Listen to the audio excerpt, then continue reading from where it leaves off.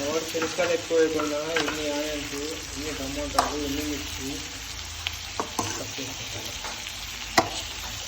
ఏమంటే ఎక్కువగా అలా చట్నీ అంటే శనక్కాయలన్నా బాగా ఎక్కువ కాల్చడానికి చేస్తే మనం తినే చేతిలో అన్నీ కూడా లేవు అవి.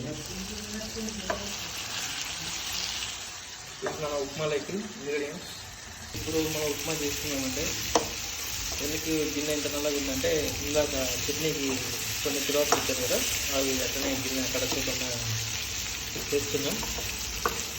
తెలిసిగా మన బ్యాచిలర్స్ బతకాన్ని గురించి జీలకర్ర ఆవాలు వేసాం, ఆనియన్స్ వేసాం, మిర్చి వేసాం, కరివేపాకు వేసాం. తర్వాత నీళ్ళు పోయాలండి.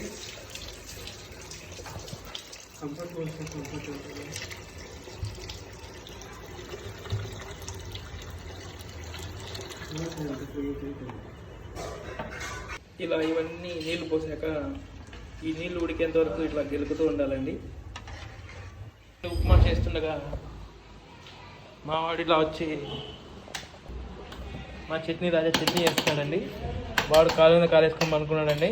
ఇట్లా ఉప్మా పోసి కలుపుతూ ఉండాలండి, లేకపోతే ఉప్మా గడ్డలు కట్టే ఛాన్స్ ఉంటుంది. ఇది మా అమ్మ నేర్పించింది. ఫైనల్గా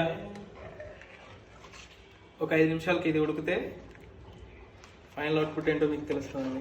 దీని తర్వాత లో ఫ్లేమ్లో పెట్టాలండి, ఎందుకంటే ఇది ఉడికి ఎగిరి కింద పడే ఛాన్స్ ఉంటుంది. అప్పుడు మనం లో ఫ్లేమ్లో పెట్టుకుంటే చిన్నగా ఉడుకుతుంది.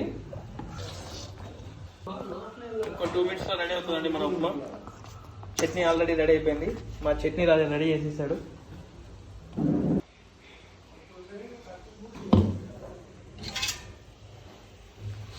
చట్నీ విత్ ఉప్మా మా సండే స్పెషల్ అండి. ఫైనల్గా మన ఉప్మా అవుట్పుట్ ఇలా వచ్చిందండి. చట్నీ కూడా రెడీ అయిపోయింది. ఫైనల్లీ ఉప్మా చట్నీ ప్లేట్లోకి వచ్చిందండి. ఈరోజు తిని మంచిగా నిద్ర వేద్దాం. Bye friends, see you soon.